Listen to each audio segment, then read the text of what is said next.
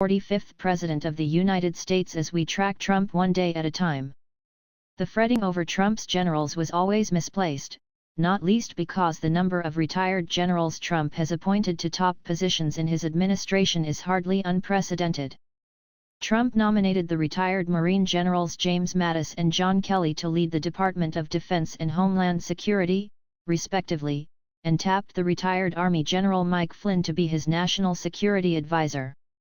When entering office after winning the 2008 presidential election, Barack Obama also appointed 3 retired generals to top positions and few batted an eyelid. But those concerned about Trump's presidency should be thankful that the generals are there, particularly Mattis and Kelly. By all accounts, they are men of great honor and courage with strong backbones.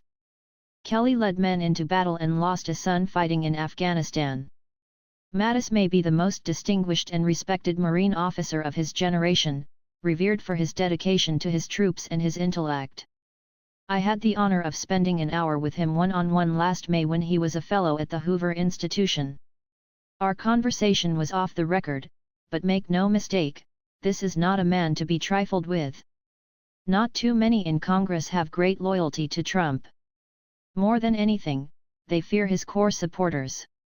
Trump may have actually boxed himself in by picking highly respected generals such as Kelly and Mattis to helm top posts in his administration. Even conservatives who publicly stand by the president latch on to the appointments of Mattis and Kelly as their best evidence that Trump's presidency will not be as problematic as his temperament and actions sometimes suggest, or some of his more troubling White House advisors portend. But if Mattis or Kelly were to resign in protest, that might change everything. There have already been reports that Mattis and Kelly are less than happy with some of what has gone on in the White House. During the transition, Mattis reportedly clashed with the Trump transition team over key appointments to the Defense Department. Tensions boiled over when Mattis and Kelly weren't given sufficient consultation over the recent immigration executive order.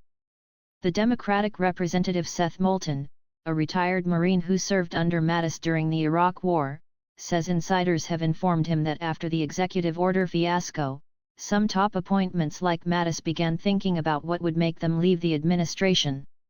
"What I've heard from behind the scenes," Moulton told the Boston Globe, "what will make you resign? What's your red line?"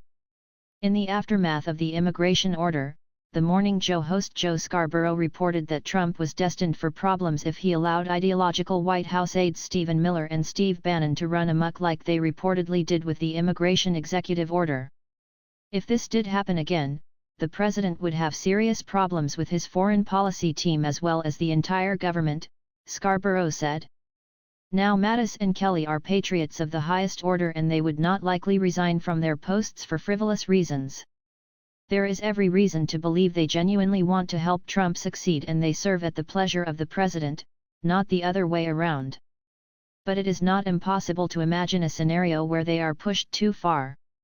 If, say, Trump tells Kelly to ignore a court order or demands Mattis pursue a policy that is illegal or he thinks would do catastrophic damage to the country, these are exactly the type of people who would tell the president, "I can't do that, sir." What Trump decided to do in such a moment would likely determine his administration's fate, back down or press forward and end his presidency. You can take that statement seriously but not literally if you want, but there is good reason to take it literally too. If Mattis or Kelly were to resign in protest, it's not impossible to imagine Republicans in Congress who have tepidly backed Trump up until this point revolting. Not too many in Congress have great loyalty to him. More than anything, they fear his core supporters. But the resignation of Mattis or Kelly could very well be the last straw. As the conservative radio talk show host Hugh Hewitt noted in his recent book The Fourth Way, Trump shouldn't discount the possibility of impeachment.